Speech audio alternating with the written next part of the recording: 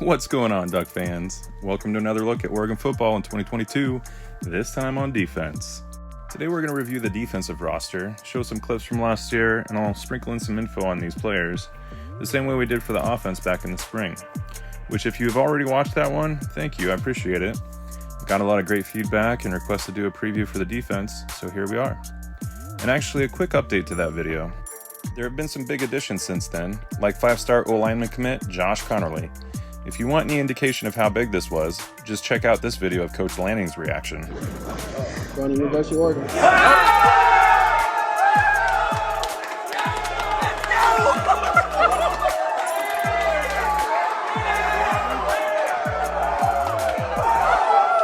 So that pretty much sums up the vibe for how things are going on the recruiting trail right now. And since then, the Ducks have added wide receiver Kyler Casper, a 4-star commit out of Arizona who reclassified from the 2023 class, and Texas A&M wideout transfer Caleb Chapman. Both of these dudes are 6'5". With Dante Thornton and Chase Cota, I can't think of a time where we've had this many receivers over 6'3". And with these guys coming in, if you had any concerns like I did early in the year about depth at receiver, you shouldn't anymore. Still a relatively young room, but talented for sure. Not to mention, for the 23 class next year, Kenny Dillingham was able to land the highest QB recruit in program history with 5-star commit Dante Moore, possibly the best quarterback in the class. And if other top prospects decide to follow Dante to Eugene, the 23 class could easily end up in the top 10. Alright, enough on that. Not going to be a recruiting video, just wanted to close the loop on the last one. Let's jump into this roster. Quick reminder though, same as last time, not going to go through the whole thing, just those who I think will have the most impact this season. And I'll be throwing some graphics up there on the screen that reflect the new uniform number changes that were recently announced. Alright, without further ado, let's do this. And we start in the trenches.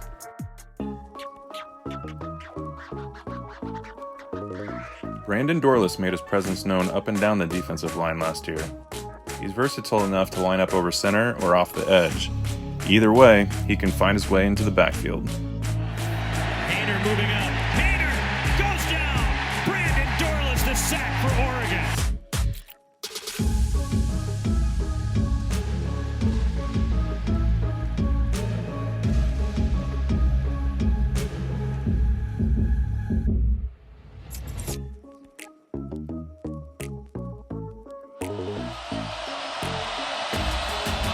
Second down, Roberts keeps it, he's swallowed up in the backfield.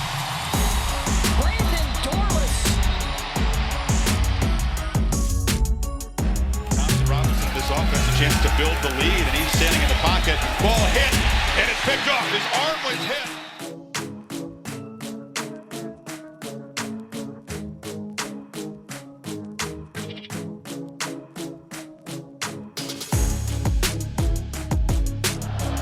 Down ball, knocked down, incomplete.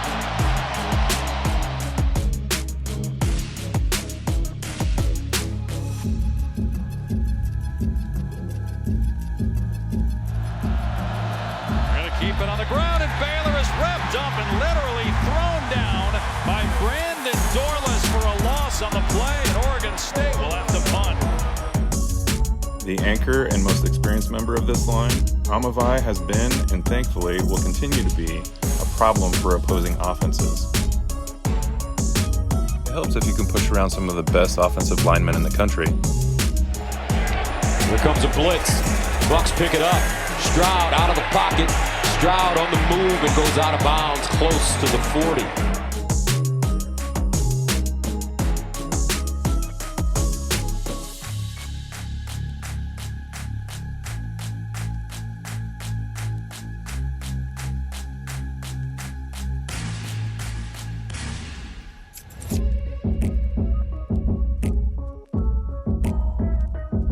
Oregon's defense, they were looking around at each other like, what the heck is going on?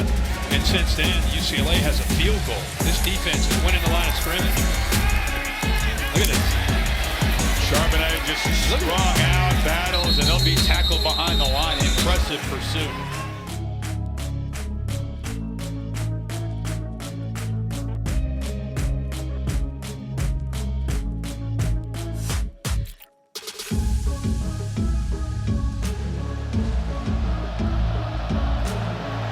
Josh is going backwards. He gets tackled in the backfield, a loss of 4 on first down. No question Popo enters the draft next year, and we Oregon fans know how much of a beast he is. But I have a feeling that this might be the year he becomes a household name.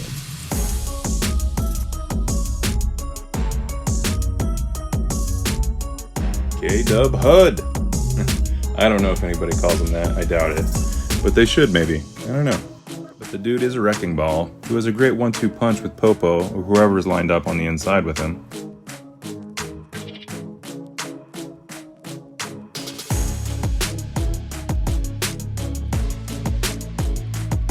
Oh, this one's awesome. This is what winning the battle up front looks like. Not only does he get the tackle for loss, he had to push through a 300-pound lineman to get there. That's Trevin Mahai with the assist. We'll talk about him in a minute.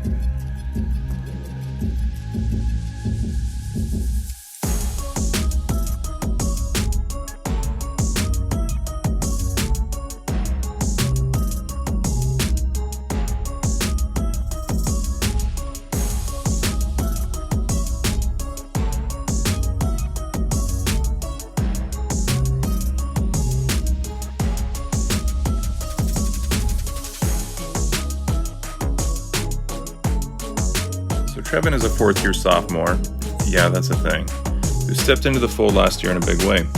He played all 14 games and started in 2, and for his first full season, he tallied 20 tackles and 1.5 sacks, one of which we'll see right here.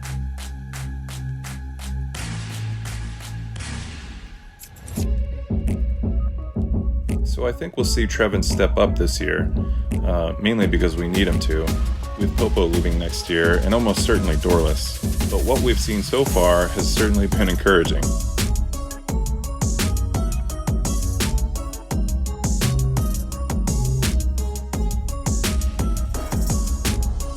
I shot this video at the spring game, so if you see any more like this, it's just me nerding out in the stands. Alright, let's talk about some transfers. All 3 of these guys will add depth to an already stout defensive front, but D-line is definitely a room you want to have some depth. Coach Tony Tuioti brings 2 former Cornhuskers with him from Nebraska, and as we know, Nebraska just doesn't play around when it comes to stacking the trenches.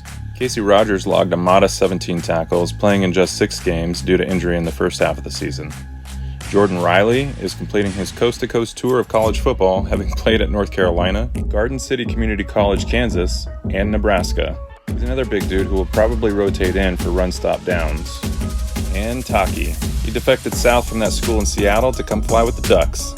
He will be a huge addition, literally, and will definitely be a starter.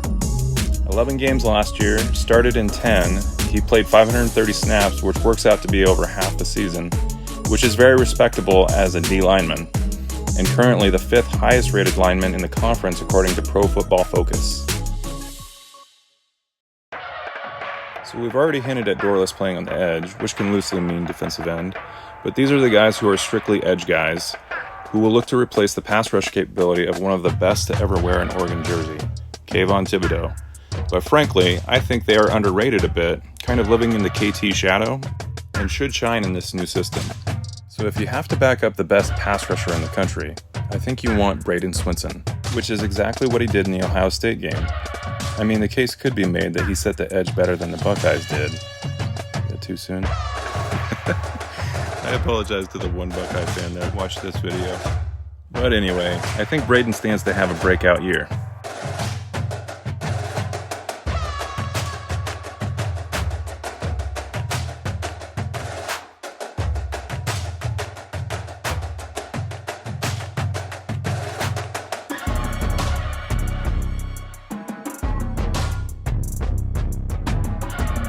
Someone not poised to break out is DJ Johnson. That is because he's already been playing at a high level.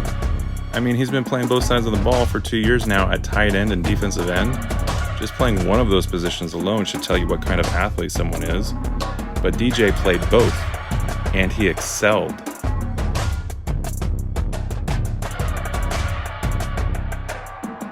At Ohio State, he caught a key first down catch for 11 yards, and then sealed the victory with this game-ending sack. And that'll do it. The Oregon Ducks come into Columbus and shock the college football world. but now he's back to playing defense full time, which should be really good for him and allow him to reach his full potential. So in that sense, he just might be poised to have that breakout season.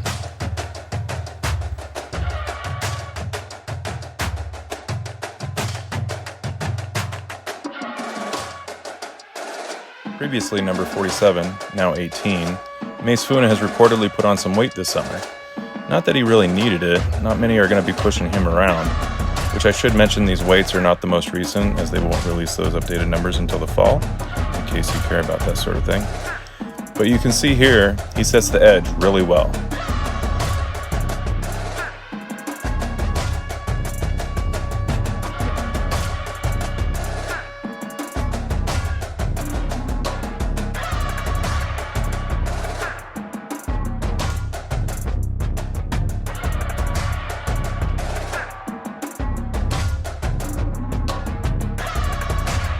Brandon Buckner played in 13 games last year as a true freshman, but not many snaps at just 131, and as such, we don't have a lot of film on him. But here's a nice clip of him bringing pressure at the top of your screen to force the incompletion.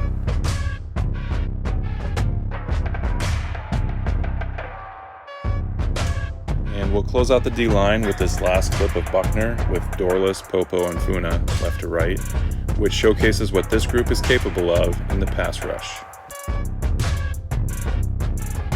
Here's Stroud looking for his crossing route. Stroud on the move. Stroud delivers. Picked off. Intercepted.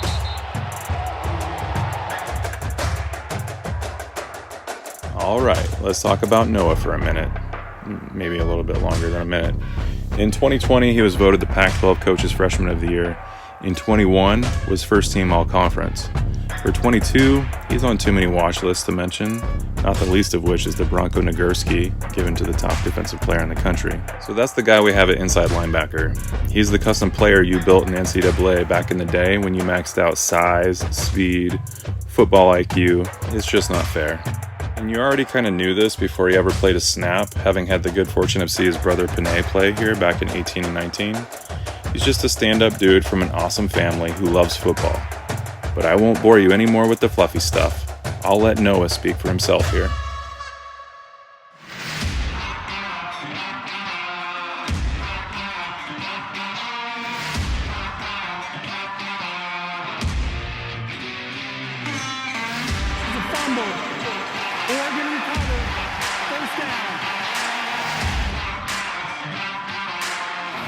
Robinson has a lot of time. Third down, but it's batted down by Noah Sewell at the line. He shows you his athletic ability at 255, 260, middle linebacker. Jack of all trades. He can rush you. He can spy you.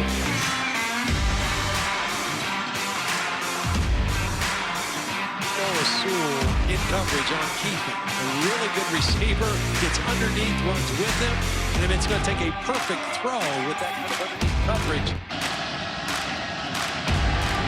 That ball sails. Might have gotten a little bit tipped. Not even close. Incomplete.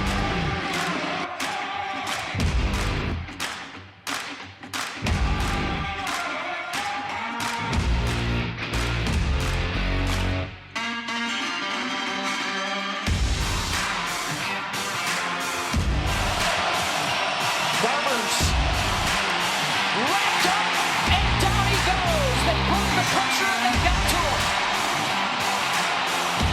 And the Ducks will take over on downs.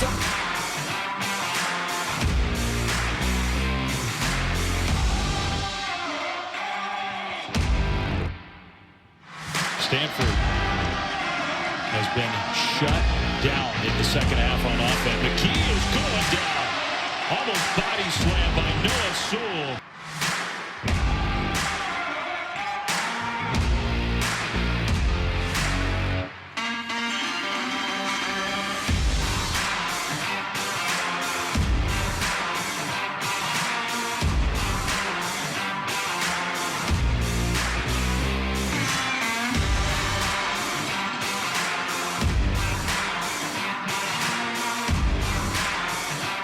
Stopped up near the line of scrimmage by Noah Sewell. Man, he has been everywhere this afternoon.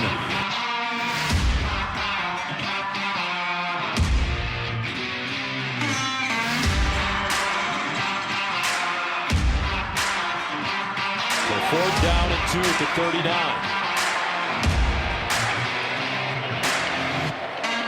And they'll run it with Williams, and he's backed up and dropped and will not pick up the 1st down. What a job, Noah Sewell. As Sewell just beats him right there, the quickness, and then he's there to stop Williams. He's in the hole. Great form tackle, and they stop him on 4th down. It could not have been a better first half for this defense. Without their stars, Gus, they've risen up, played great on the defensive front.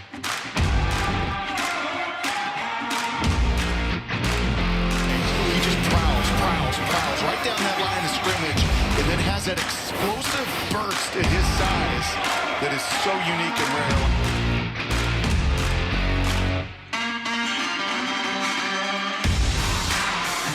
Does a good job of working to get outside, expecting it, gets off of the block, plays the block, and still keeps outside leverage.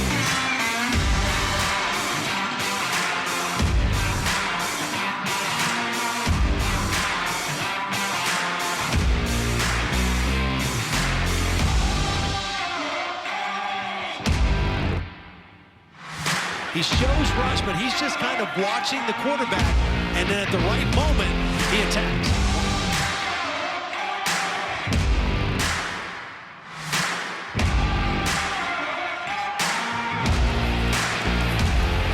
Another quick throw. That one is intercepted.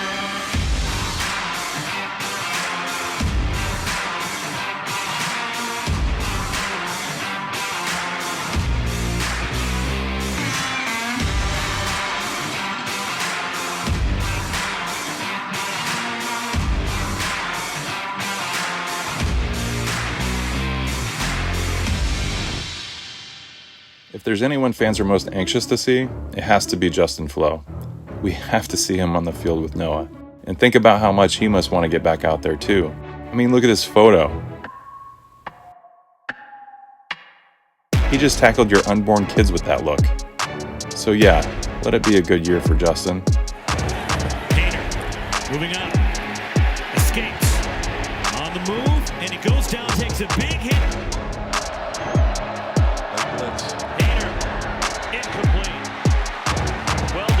By Justin Flo, stride for stride with Juan Rodriguez.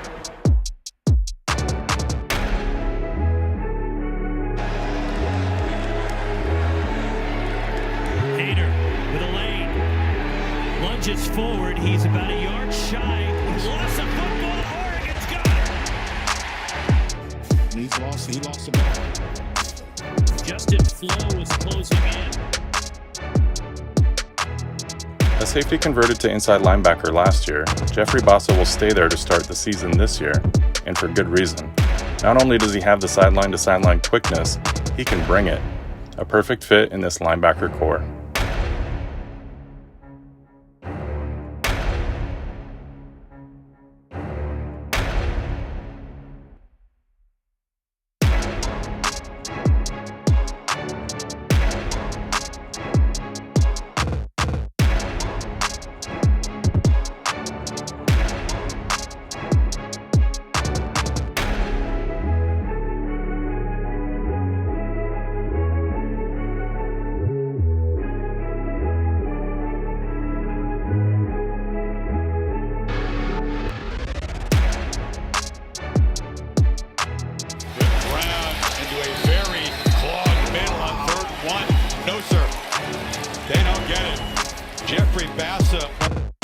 So it gets a little tricky now with the departure of Adrian Jackson. Barring any position swaps, which could very well happen, I think Jackson LeDuc and Keith Brown are next in line. Both Brown and LeDuc are sturdy, more traditional linebacker builds. We just haven't seen them a lot, but could depending on the scheme that Lanning and Tosh draw up. Brown is a local guy from right up the road in Lebanon.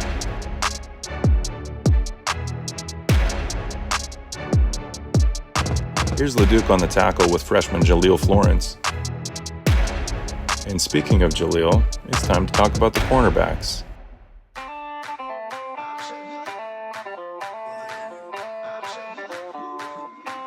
Colorado transfer Christian Gonzalez. Gonzo is a sophomore who comes to Oregon with DB coach Demetrius Martin. and led the conference in tackles for loss last year, which must mean that he's good at open field tackling. I mean, that's generally what corners have to be good at. In man coverage, they're on an island, or in zone, they have to cover the flat.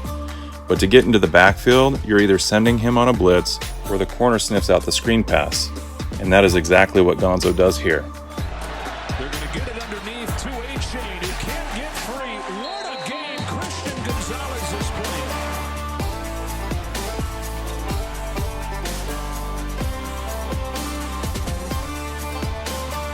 Now they bring pressure on a blitz. It's picked up. Garbers to the sideline, coming back. It's juggled and incomplete, trying to get that to Trayvon Clark. Christian Gonzalez, the freshman, nice play.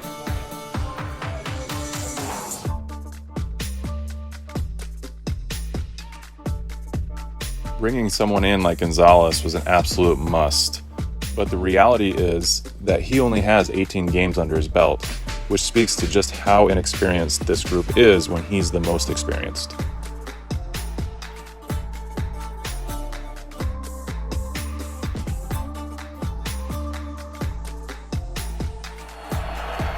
Toss to Baylor. To the corner he goes. No, he didn't get there. Here's Coach Martin speaking about that role for Gonzalez. Oh well, he is big time because he's able to be a big brother to the rest of the guys in the squad, or as far as his good cop bad cop type of thing. He could be the good cop and I'm the bad cop because he's been with me for 2 years, so he knows my moods, he knows how I go and how I teach, and he's able to kind of incorporate that with the other guys. Also a sophomore, Dante Manning is most likely starting alongside Gonzalez. He was a 5-star out of high school and the 11th highest recruit all time at Oregon. So if you had to have inexperience, he is literally the best case situation.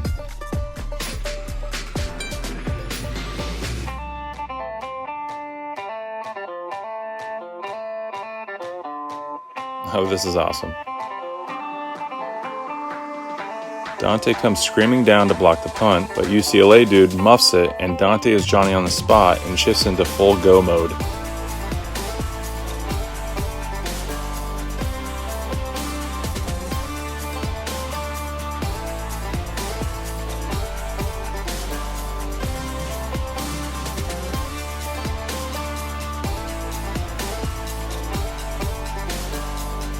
I think Jaleel Florence is a freshman who might get significant time this year. A highly coveted corner out of the San Diego area, dude runs the 100-meter in 10.7. So be on the lookout for number 6. If you blink, you might miss him.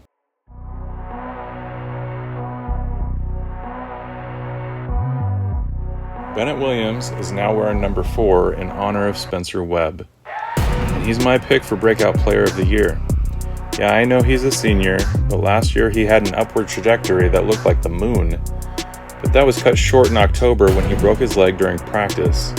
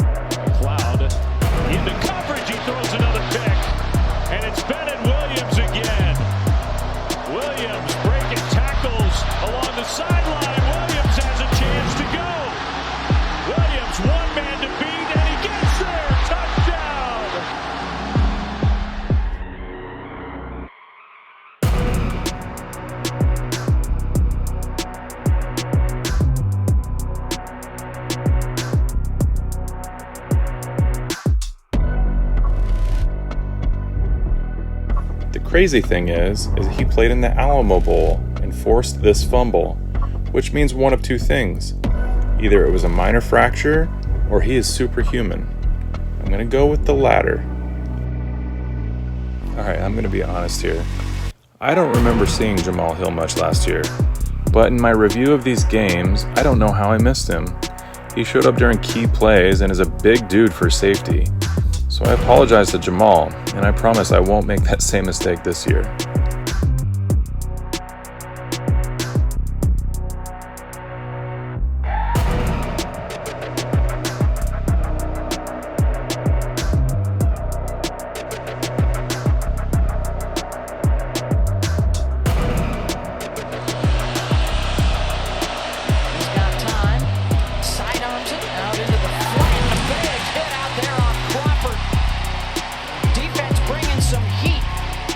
Jamal Hill.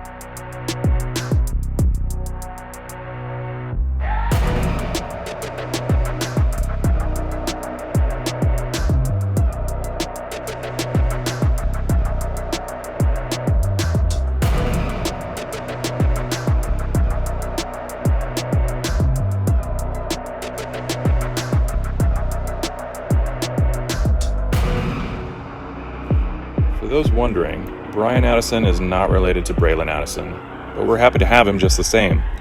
And like Braylon, Brian started his career at Oregon as a receiver but made the switch to DBs in 2020. Still has soft hands though. Intercepted by Brian Addison, and that should just about do it.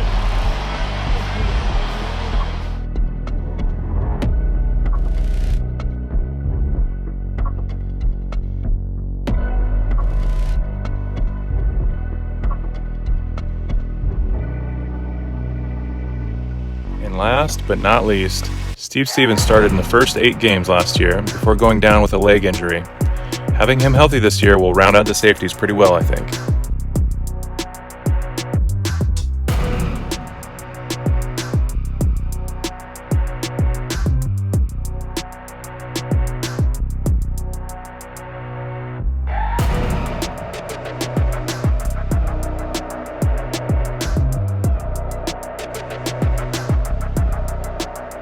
And I would be remiss if I didn't mention another big-time player this year, and this one has actually been with the program the longest. To be more specific, with the exception of 2020, this one has been around since 1967. And Autzen only gets better with age. Here's an example from last year against Arizona. Arizona's still huddling. Remember, they don't have a timeout. The play clock is all the way down under 10, under 5. They don't have the alignment. They don't have the ability to use a timeout, and so they're going to get penalized for delay of game. Delay game on the offense. Yep. 5-yard penalty. Chalk up another negative yards win for the home team. All right, Duck fans, we made it. The season is upon us, and like you, I cannot wait. I hope you found this video useful and really appreciate you taking the time to watch. And as always, go Ducks.